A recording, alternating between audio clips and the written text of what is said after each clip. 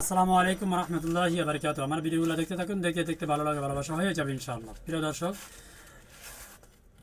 Iran ইসরায়েলের উপর প্রতিশোধমূলক ব্যাপক মিসাইল ছুড়েছে।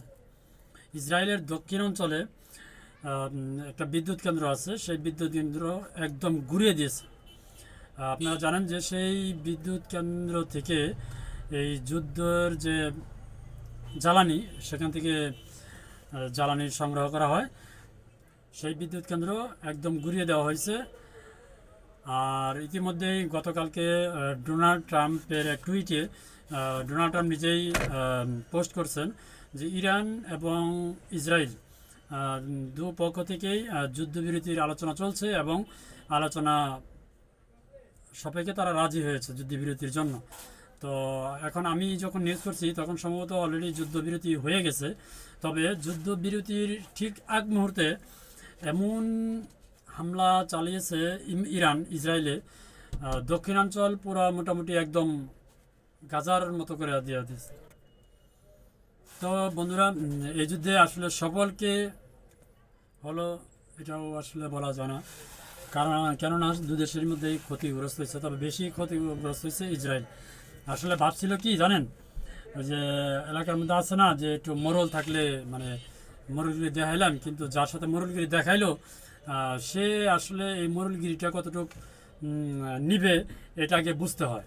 তো ইসরায়েল ভাবছে যে পৃথিবীর সমস্ত মুসলমান যত কান্ট্রি আছে, যেমন like that Saudi Arab, Dubai, তারপরে হচ্ছে আপনার কুয়েত, মানে অনেক দেশ আছে যে আমেরিকার পাও চাটে, মানে পাও চাটা কুত্তার মতো পাও চাটে। তো ইসরায়েল মনে করছে ইরানও এরকম পাও চাটবে যখন যদি ইরানকে হামলা করা হয়। তো তো এলাকার এরকম মানে কিছু পাতি নেতা আছে যে তারা ওই রকম মনে করে যে পাও চাটবে, যায় হুমকি তামকি দেয়, তারপরে আঘাত করে, কিন্তু পাল্টা যে আঘাত করবে সেটা বুঝতে পারে না। মানে আপনি যদি মৌমাছির ঢেল দেন, মৌমাছি কামড় খাবেন না, এটা তো হবে না। তো ইসরায়েল ভাবছে এরকমই যে সমস্ত পৃথিবীতে যত মুসলমান কান্ট্রি আছে, মুসলিম আছে, সবাই এরকম পাও চড়ে না মুসলমান। ইসরায়েল এটা ভাবেই মনে হয় যে ইরানে হামলা করছে। আমার তো এটাই মনে হচ্ছে যে ভয় পাবো, কিন্তু ওখানে যে মৌমাছির চাক আছে ইসরায়েলের ধারণা ছিল না। এখন সেই মৌমাছির কামড় খাইতে আর কুলাইতেছে না, মানে আর সহ্য করতে পারতেছে না।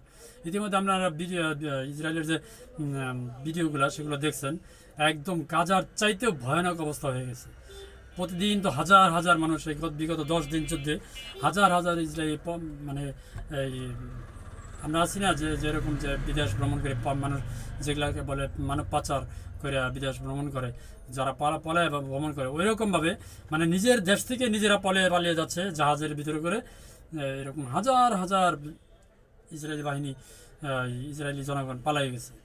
আর যদি এরকম চলতে থাকে, আমার বিশ্বাস বেশি দিন লাগবে না ইসরায়েলের নাম নিশানা মুছে দিতে। বাবু, তোমরা যে দাদার কথা শুনতেছো না, সেই দাদারাও তোমাকে বাঁচাতে পারবে না। যদি এরকমভাবে আর কিছুদিন চলতো, ইসরায়েল তামাকাশা হয়ে যেত। ধন্যবাদ সবাইকে, এবং সবাই দোয়া করবেন ইরানের জন্য। কারণ আপনারা জানেন, সকালে আমি একটা লাইভ করছি, লাইভে বলছি যে গতকালকে মার্কিন ঘাঁটিতে কাতারের যে দোহা আছে, সেই দোহার যে মার্কিন ঘাঁটি আছে সেখানে 10,000 মার্কিন সেনা কর্মকর্তা আছে। সেখানে মিসাইল চলছে 400+ মিসাইল চলছে। সেখানে প্রায় 30% মিসাইল সূক্ষ্মভাবে আঘাত আনতে সক্ষম হয়েছে সেখানে। তো এই ব্যাপারে ট্রাম্প অবশ্যই অ্যাকশন নেবে, কারণ এতে এমনি পাগলা। আর যদি অ্যাকশন নেয়, ইরানের অনেক মূল্য চুকাতে হবে। সবাই ইরানের জন্য দোয়া করবেন ইনশাআল্লাহ। ভালো থাকবেন। আসসালামু আলাইকুম রহমতুল্লাহি ওয়া বারাকাতুহু।